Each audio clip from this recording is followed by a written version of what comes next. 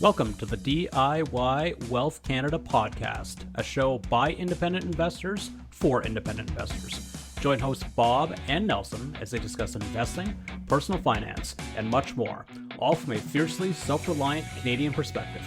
As a reminder, nothing you're about to hear is investment advice. Thanks for listening and enjoy the show. Hey, everybody, welcome back to another episode of DIY Wealth Canada podcast. I'm Bob. Along with me is Nelson, my co-host. I think today we're going to talk about an interesting one. We figure it's going to be fun to talk about our bull predictions of what we think will happen in the markets, and in particular the Canadian market over the next 5 years. So this is all about our bull predictions and random stuff as I will TELUS cut dividends, will BC ever recover, and so on. Well, this is going to be fun to talk about and a fun episode. So, Nelson, are you up for that? This has the ability to go very poorly for us, but you know what? Screw it. I am here for some terrible predictions that people are going to laugh at 2 years from now. Yes, let's do it.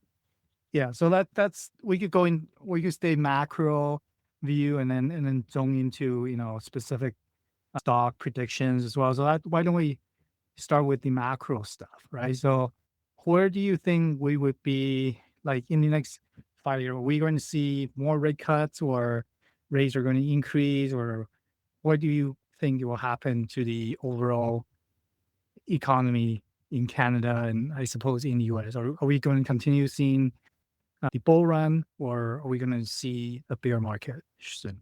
I'll start with the rate cuts because I'm going to go crazy off the board here right at the beginning. I think that in the United States, the fiscal path that government is on, just throwing bags of money at absolutely everything, trillions and trillions of dollars each year in deficits. I really believe that that catches up to them fairly quickly. I think in 2028, what's going to happen, you will get a new president. Obviously, we're going to have a new president, whether it's a Republican or a Democrat. I think it's going to be Democrat.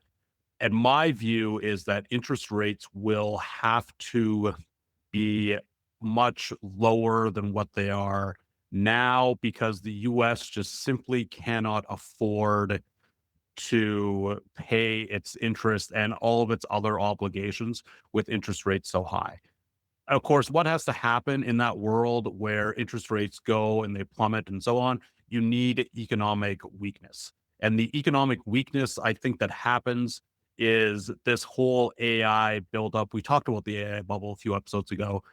My view is that the market comes to its senses in terms of this AI stuff. The bubble pops, and this really hurts the S&P 500, hurts the NASDAQ, hurts some of these big IPOs that are coming like SpaceX. The whole thing sort of combines together for very anemic economic growth and lower interest rates ultimately. So at that point, obviously it's good for pipelines and REITs and companies with a lot of debt. That's my big picture, sort of put it all together kind of view. Bob, what's yours? Yeah, I think this bull market has gone on for very many years. Sure, we had a few blips here and there, but there hasn't been really call it significant drops, right? I guess COVID was kind of the outlier. Yeah, I think this AI bubble will eventually pop. How big of a pop, how big of a drop, that's TBD, but I think it's going to come to an end in a bit. But my view is it's not the same as the dot-com bubble.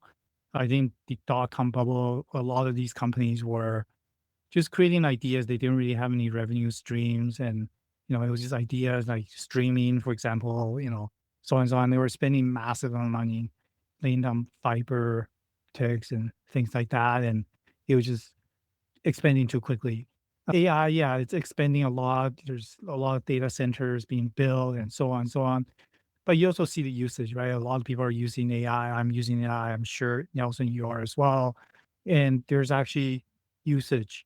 Now, whether the companies are generating money or not, that's a different question. So, yeah, I think the interest rates will start to fall as things start to falter and so on. So, yeah, I think 2028, 2029, that seems roughly the same time frame. Now, is it going to be a short drop like COVID, or are we going to see sustained depressed long cycle of a bear market?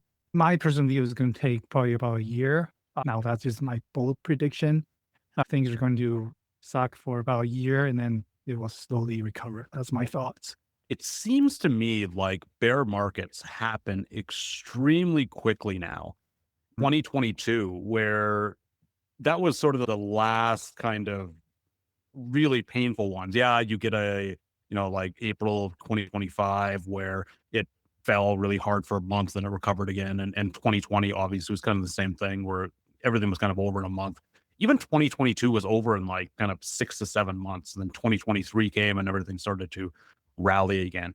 I'm really curious to see what investors are going to do if we get a bear market that just kind of grinds lower. And I wasn't hugely into the stock market and investing in kind of the 2001 to 2003 period. So that last kind of grinding lower bear market. I remember it. And I remember it just sort of being like almost like water torture, just drip, drip, drip, drip. It just didn't seem to ever end.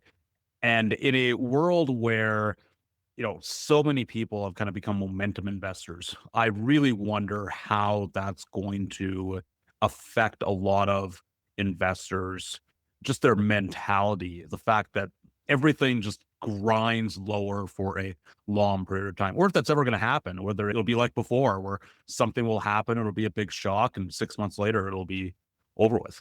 Bob, do you see the market ever doing that again, or have we kind of moved past that because information kind of moves so quickly and there's so much momentum investing happening in the market?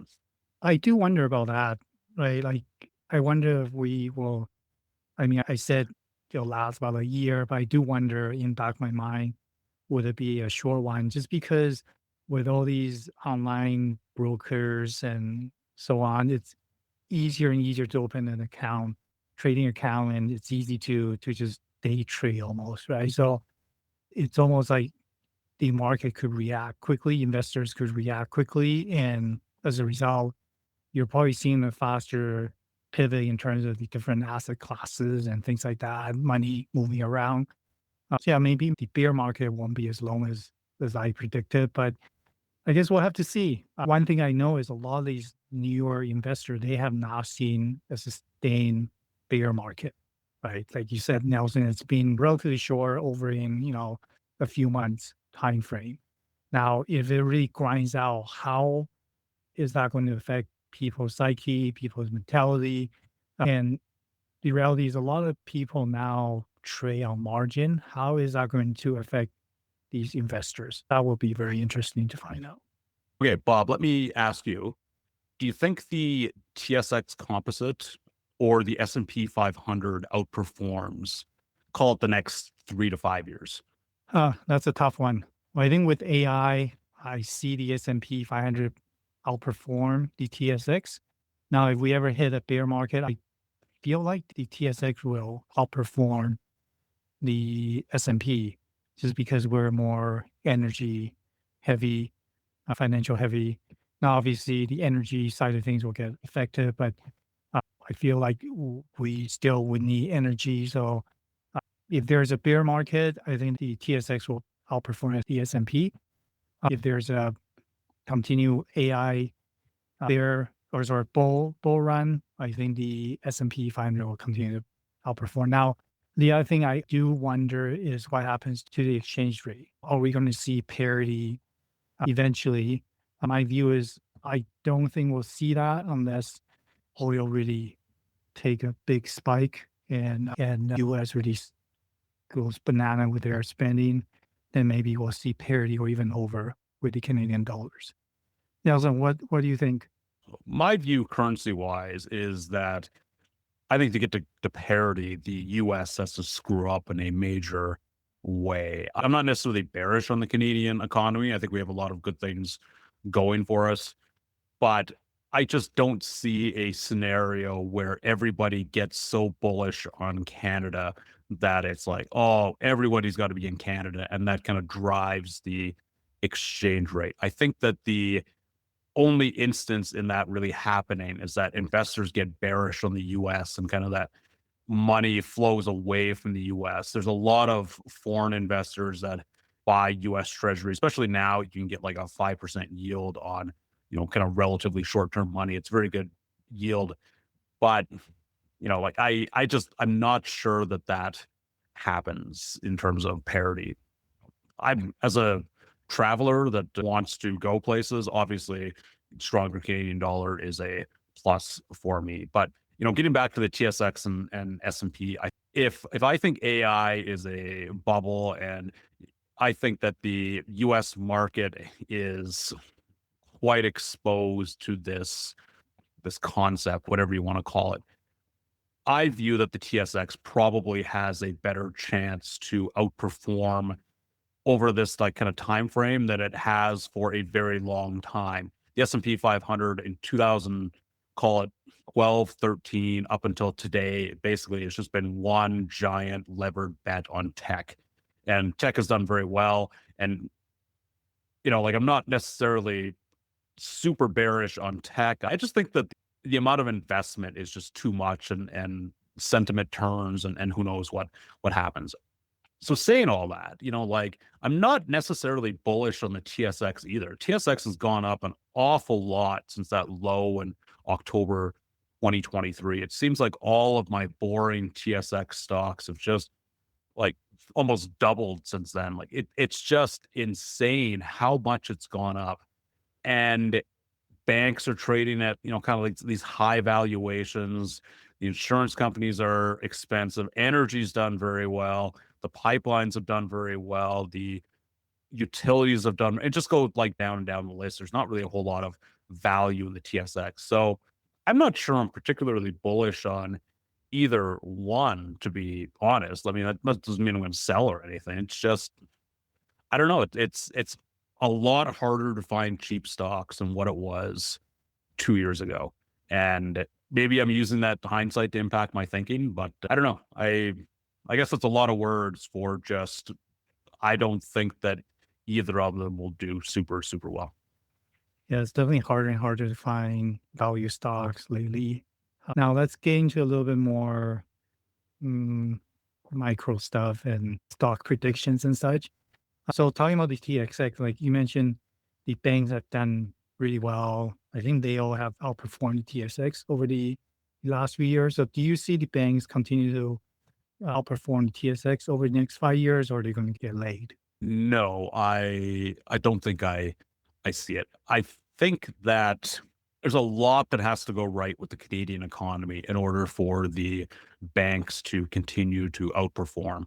The outlook in terms of the, Mark Carney and the investments and that kind of stuff is quite positive in terms of, trying to grow Canada, and the banks obviously will get a piece of any economic growth. So that's all very positive. It's just stocks have, it's not just about what they've done previously, it's about expectations. Expectations are very high right now for the banks. And I just worry that just a little stumble and they will, not necessarily perform as well. Again, I'm not calling for a crash or anything like that. It's just they've gone up a awful lot in a relatively short period of time. The dividend yields are quite low, but of course my dividend yields are higher because I bought them at much cheaper valuation. So I'm not particularly bullish on the banks at Yeah, I think people are having too high of an expectation. You look at banks just came out with their results and CIBC dropped, I think 4 or 5% on that day. Just some numbers didn't look as good, it went kind of thing. So that's probably true in some sense. Now I'll talk about a little bit interesting or more interesting idea, telecom, right? So Bill cut their dividends, what, a year, 2 years ago? Tel is kind of not looking so great. So question for you, Nelson, would be, do you see Telus cutting dividends in the next 5 years, or even closer than that? And then two, in general, would these telecom companies recover in the next 5 years? I think the TELUS dividend cut is bound to happen at this point.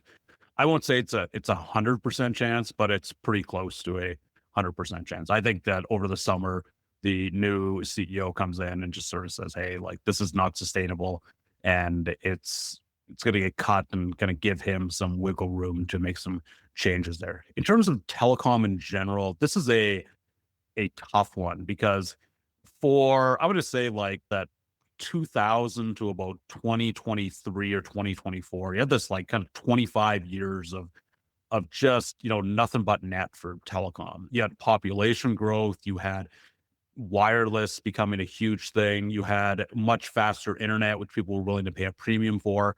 Then you had the work from home during COVID, just everything combined to make telecom an excellent investment. And what's happened since, we all know cell phone bills are going down, people are cutting cable. There's the Quebecor pressure of, hey, there's this low cost operator that's trying their best to undercut everybody. And so prices are going down and they keep going down and they keep going down. And then you don't really have a lot of new Canadians to add to that growth. You just have kind of younger Canadians will eventually get cell phones. So you put it all together and it does not look particularly bullish for the telecoms. And if you would have asked me this 2 years ago, I would have said, hey, like they're going to recover. Like it's only a matter of time. But I look at it now and it's like, man, I don't know. We've talked a little bit kind of off the podcast about TELUS and kind of the impact of it in our portfolios. And I don't know. I'm not super bullish on TELUS or BCE any longer. And I still own some TELUS, but Quebecor, I think, is the best player in the sector. So Bob, what are your thoughts on this sector? You as kind of bearish as I am? Well, I think TELUS is going to cut dividends. It seemed to be priced in a little bit. I see TELUS cutting probably like, I don't know, 50% in dividends. That's my prediction. So yeah, I think it makes sense for TELUS to cut just to get their balance sheet in order. Well, the telecom recover, that's a very good question. I think the telecom has been spending a lot of money on 5G infrastructure. It's not really paying off in the sense that, people are still sticking with LTE. And even like my phone goes on 5G, it's a 5G phone. I'm not really noticing that much speed improvement. In fact, in some scenarios, I'm manually switching over to LTE because the coverage for 5G is not as good. Like the connectivity isn't as good. So LTE seems to be more stable. So yeah, I kind of have your same sense as you, Nelson. Like I don't see the telecom recovering anytime soon. Do they have a place in your portfolio? I think yes, but maybe don't overexpose yourself to telecom. I think Nelson, you and I, we both hold telecoms, but they are a very small percentage of our portfolio. So even if they don't do well, that's not end of the world for us. So yeah, I think that's my prediction. Now on to the next one. Since we're talking about dividend cuts, I'm kind of putting you on the spot here, Nelson. So on the Canadian All-Star list, which company or companies outside of TELUS, we talked about that already, or like which one would cut dividends in the next 5 years? That's a very bold prediction. That is a good question. I am going to stick with telecom here, and I'm going to say Rogers cuts its dividend. Rogers has this, so they're setting the company up so they can split these sports assets and then these kind of cable and wireless assets into these two different companies. And I think that what they're going to try to do is take this, they're going to have this cash cow of call it like the legacy assets and then this sports asset thing, which is not going to pay a dividend or whatever. And then I think what happens with this cash cow is they substantially cut the dividend there. They use this sort of split as an excuse, and they take the excess cash flow and use it to pay down debt or buy back shares. And when you have a shrinking sector, like a shrinking business, and then you're buying back shares, I'm not such a fan of that strategy. I think that they would be better off just maxing out that dividend and just giving the investors all of that cash flow. Bob, is there any on the list that you are looking at that you're like, hey, this is going to, this dividend is in danger, it's going to go? Like, what do you think? Well, I'm going to just throw a wild one out there. I think Canadian Utility will cut eventually in the next 5 years, just because I'm hopeful, optimistically that I'm wrong, but they just been raising dividends less and less. Like the increase has been lower and lower. Now, I could be completely wrong. I think Canadian Utilities is a well-run company, but sometimes you just kind of need to end it and get your books in order. Nelson, is that a very bold prediction, or what do you think? I don't hate that prediction, actually. And I think they're going to hold on to that streak as long as possible. There's a lot of pride in that company with that streak. But you're right. Like you look at the payout ratio, you look at their dividend increases over call it the last like 5 years, it's like 1% a year. They're just keeping the streak alive for the sake of keeping it alive. And I'm not exactly sure what they can do in order to really help. Like when all of your cash flow goes out the door in terms of dividends, and there's not really a whole lot of growth opportunities there for them. Like, their kind of coverage area is very much, kind of like rural Alberta and then Northwest Territories and Yukon. And these are areas where there's really not a whole lot of growth opportunity, with the exception of like increasing prices and so on. So like you just kind of put it all together, and it's not a bad pick in terms of that. They're just, at some point you almost need to just say, hey, we're cutting it 50%. We're going to give ourselves some flexibility. And then maybe they'd have the ability to go out and buy something at that point and actually use some of their own internal cash flow rather than financing the whole thing. Mm-hmm. Any other predictions on stocks? I'm going to say that in terms of dividend cuts, that there will be 1 to 2 REITs in Canada that will cut their dividends. And I'm not talking about the big ones. I think the big ones have mostly gotten the message in terms of, they've improved their balance sheet and they've kind of increased their funds from operations on a per share basis. So the payout ratios are reasonable for most of the larger REITs. I think there are some smaller ones out there that are holding on to the, kind of these 100% payout ratios. I'll mention a couple. One's Nexus Industrial REIT. There's quite a bit of debt there. The payout ratio has been consistently right around 100%. And I just don't see, a world where these guys get that down. They might as well just cut it today and move on. The other one is US Canadian REIT, but it owns US assets. It's Slate Grocery REIT. I don't mind in terms of the asset mix.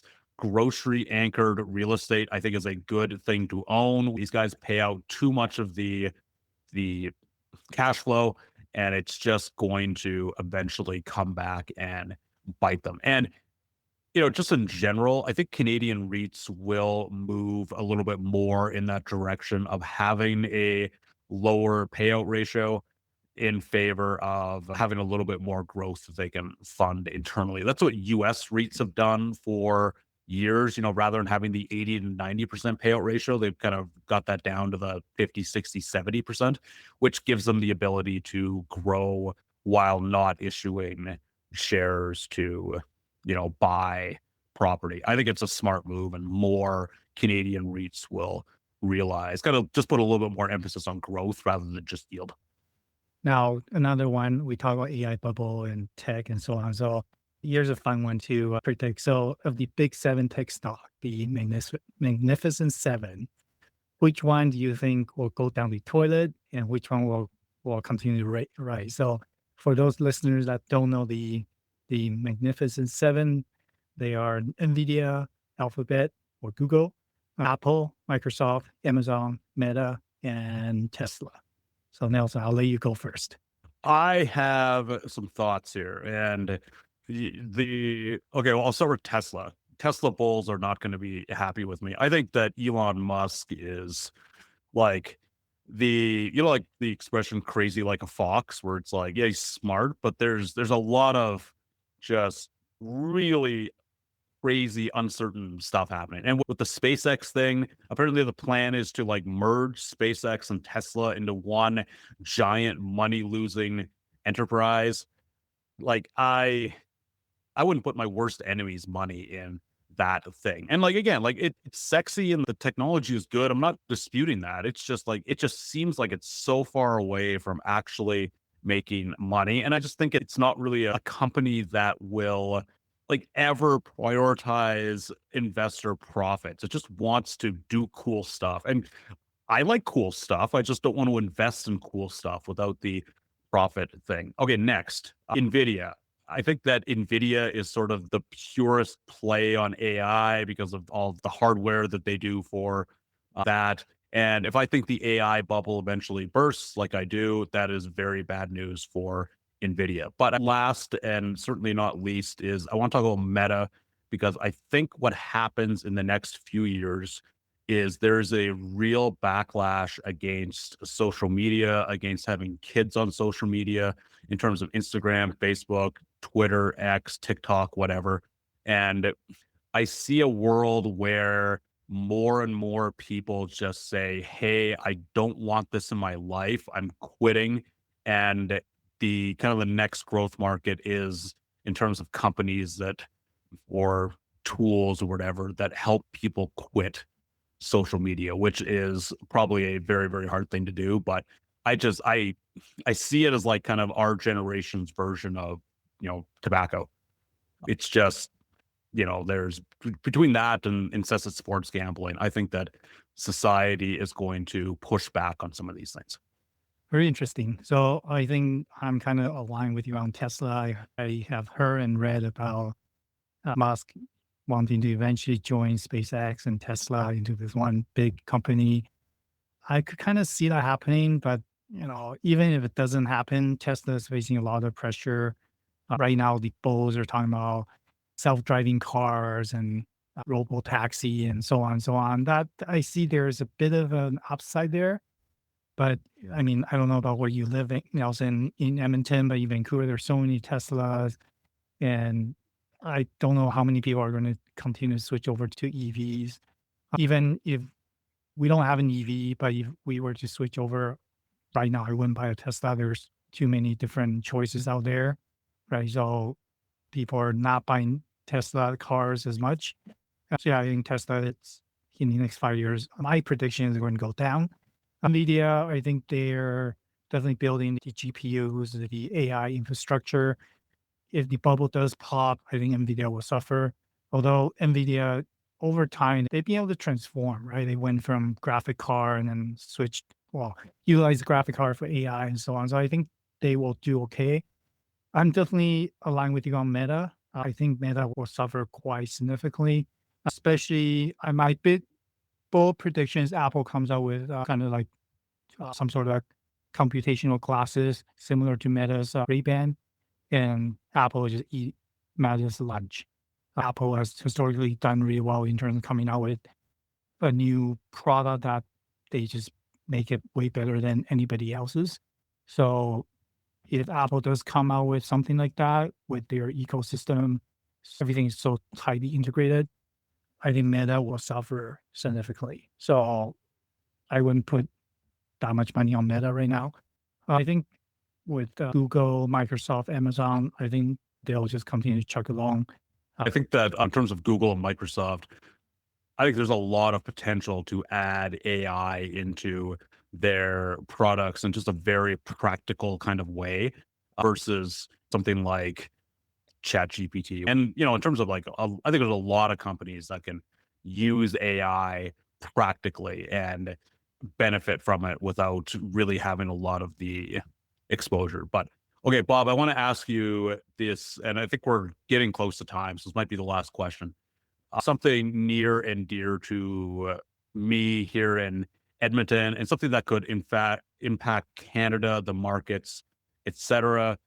Do you think that Alberta separates from Canada in the next 5 years? Oh boy, I The don't. Twitter guys are going to get mad at you, just no matter what you say. Just to say it. It's a lose-lose situation. I don't see that happening. Quebec went through that in 1995. It got pretty close, but it never happened. I just don't see how that's going to work. Like, if Alberta was to separate, that's a pretty big gap between BC and Saskatchewan. Like, how is that going to work? And how is Alberta going to run its own infrastructure? And, right now it's so tightly integrated with Canada. How's that going to work? And I know a lot of people moved to Alberta in recent years because, housing is cheaper and so on and so on. How is that going to affect if Alberta were to separate from Canada? And are those people going to move back to their home provinces? Yeah, I don't see that happening. But again, I don't know. So, of course, I'm in Edmonton, which is the strongest kind of stay region in the province. I think it's something like 80-20 would vote today in terms of the polls in order to stay. Calgary, something like 25-25, maybe 70-30. And the rest of the support comes from rural Alberta. Rural Alberta is, from the looks of the polls, maybe leaning towards stay versus leave, but it's much closer in rural Alberta. And of course, the numbers aren't really there as well. My view is that there's a lot of unanswered questions in terms of some of the things you touched on, Bob, where it's like, what happens to the railroads that go across, will now go across international borders? Will like that land was ceded to the railroads from the government of Canada. Will this new government of Alberta respect that? I don't know. The point of all this is there's a lot of unanswered questions, and that is a concern. My worry as a Albertan is that this movement is legitimized, and then we just have vote after vote until we get the result that these people want. But I am with you 100%. I don't think it happens. I think it gets roundly defeated in October, and hopefully we never hear from it again because it just causes uncertainty. Maybe Quebec, of course, there's rumblings of separatism in Quebec as well. So maybe that's where the focus goes. I don't know, but I'm really, really hoping that it doesn't happen, and I don't think it happens. Yeah, I really hope it doesn't happen as well. So I think we're up against time. So since we're Canadians and we're focusing on Canada, this is a fun topic. It's not finance related or anything. So two-part question. One is, will McDavid stay in Edmonton in the next 5 years? And two, will a Canadian team win the Stanley Cup? If so, which one? I am going to run the risk of being ran out of town here because I think McDavid leaves. And I don't want to see it. Like I'm a fan. The Oilers are not my team. I'm a Colorado Avalanche fan from way back in the day. But I do pay attention to the team and I go to games periodically and so on. I do not want to see him leave, but I just don't think the team has been managed well enough for him in order to win his Stanley Cup, and he is going to chase a Stanley Cup somewhere else. And I think he chases it in Toronto. You've got, looks like they're going to draft McKenna. You'll have Austin Matthews there as well. And I think that a Canadian team does win the Stanley Cup in the next 5 years, and I think it's going to be the Toronto Maple Leafs. Oh, No, that's right. I know. Again, I'm yeah, there's a lynch mob outside my door right now. Yeah, I do think McDavid is going to leave Edmonton just the way it's going, and just the fact you guys, or not you guys because it's not your team, but Edmonton hasn't been able to find a goalie. Maybe we'll trade Demko over there. He's still pretty decent when he's healthy. Yeah, so I do think he's leaving town. Will he stick around in Canada? I don't know. Like Toronto would be definitely an option. If not, I see him going to obviously a US team, maybe like, I don't know, San Jose, up and coming, or somewhere else. We'll see. Will Canada win the cup in the next 5 years? I really hope so. I think the Montreal Canadiens are looking pretty good, but they're definitely missing a few pieces. Hopefully, my Vancouver Canucks will get in the playoffs in the next 5 years, but we'll see. I have my doubts. But yeah, I think Toronto, something must be rigged. Somebody's going to hate me for this. Like they missed one playoffs 10 years ago, and then like they got Austin Matthews, won the lottery, and then they missed again this year and they won the lottery again. It's like it's rigged somehow. Right? That's a very popular conspiracy theory, and I don't think Oilers fans are, with their like 5 number 1 picks in a row, should really chime in on that one. All right, this was a fun one. I think that was fun to predict what's going to happen in 5 years' time, and we'll have to go back and see whether our predictions are true or not. Stay tuned, I guess. We are going to get just absolutely hammered on these in like 2 years, guarantee it.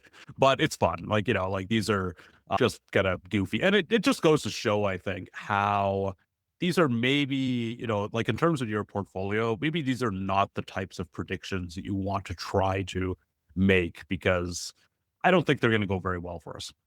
Absolutely. I think you want to, it's not, when it comes to investments, it's not like going to the casino and just gamble everything on one color, right? You want to kind of spread out your risk, and, maybe you could bet on 1 or 2 stocks, but don't put all your money on these. So definitely something to consider.